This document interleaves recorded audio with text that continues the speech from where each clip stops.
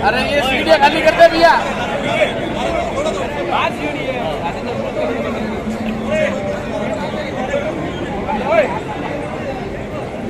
Seat खाली कर दे भैया, सीट खाली कर दे।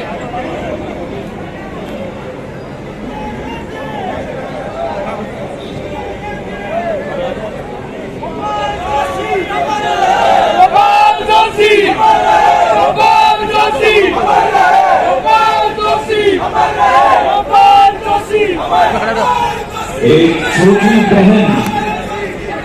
एक छोटी बहन अपने बड़े भाई को पुष्पांजलि अर्पित करने के लिए वो मधुर स्मृतियां, वो स्नेहाशीष जो बड़े भाई के रूप में मिले आज मानस को देखो मैडम, आज अपर एक मंच पर आइए, आप नगर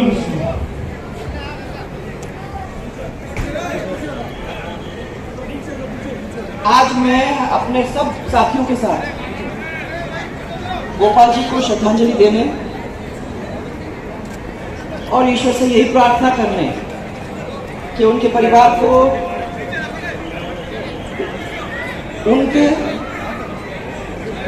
विमला जी के और बहू जी के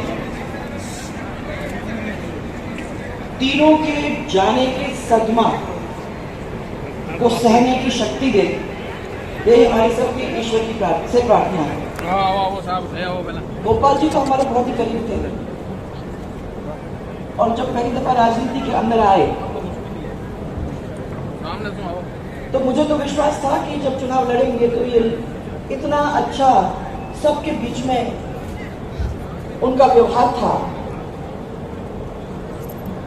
तो मुझे तो विश्वास था कि जब ये लड़ेंगे चुनाव तो जरूर जीत के जाएंगे।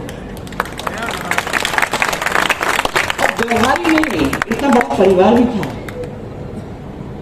ये इतना बड़ा परिवार था जिस परिवार के ऊपर बीकानेर के बहुत सारे लोगों को और इस क्षेत्र के लोगों का बहुत विश्वास था। जब तक वो अपने साथ हाउस में रहे तब तक उन्होंने पूरा साथ दिया और आते रहते थे अपने काम में, विधानसभा के अंदर आते रहते थे, आप लोगों की आवाज को उठाते रहते थे, मेरे को बताते रहते थे, मेरे से काम करवाते रहते थे।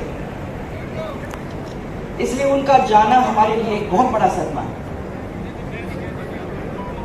ये कोविड ने हमको बहुत सारे अपनों से अलग किया और वो भी एक थे। मेरा एक ही दुख है और मुझे लगता है आप लोग का भी एक ही दुख होगा कि पिछले चुनाव में वो जीत कर नहीं आए, परंतु उनका मार्जिन इतना कम था कि मैं तो मानती भी नहीं हूं कि वो हारे। ऐसे किए जिसकी वजह से उस कुर्सी तक नहीं पहुंच पाए। काश वो हम लोगों के साथ अभी होते। उस समय कह रहे थे मेरे को कि मेरी उम्र हो गई, मैं नहीं लड़ पाऊंगा। मैंने कहा ऐसी कोई चीज नहीं होती। लोगों के अंदर आपके ऊपर इतना विश्वास है, आप इतनी अच्छी वकालत करते हो कि अगर आप आ जाते हो उन लोगों के बीच में तो जरूर जीत के आओगे और काम वैसे ही करोगे। और आपको क्या करना है, हम लोगों को करना है, तो आपको चिंता करने की कोई बात नहीं। आखिर वो हमसे छूट गए हैं, परंतु उनकी याद हमारे साथ हमेशा रहेगी और ये परिवार हमारा ही परिवार रहेगा। और मैं इन सबको यही कहना चाहती हूँ, गोपाल जी तो है नहीं, परंतु इनको भी हम अपना मानते हैं।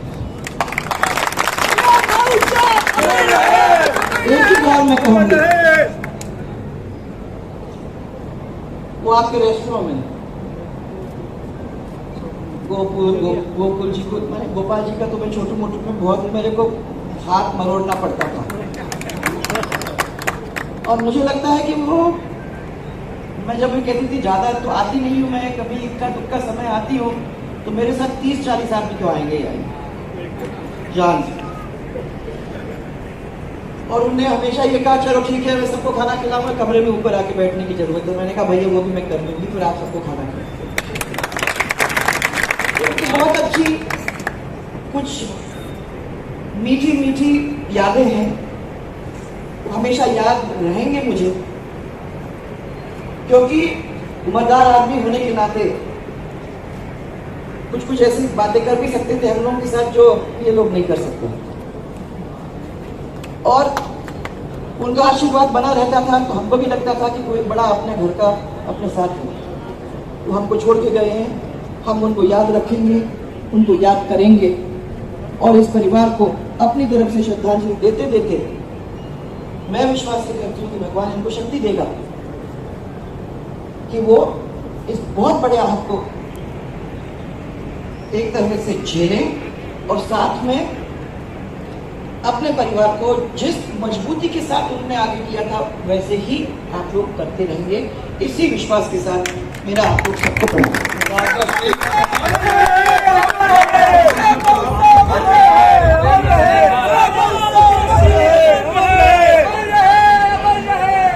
आपका यही स्नेह,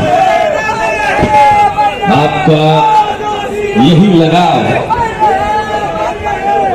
हम सभी के प्रति, आपका ये जुड़ाव हमारी पूंजी है। आपने अपने कार्यकाल के दौरान गोपाल जी के साथ जो समय बिताया,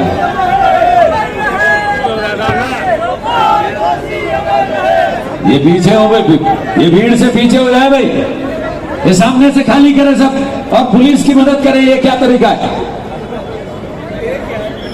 व्यवस्था बना करके रखे।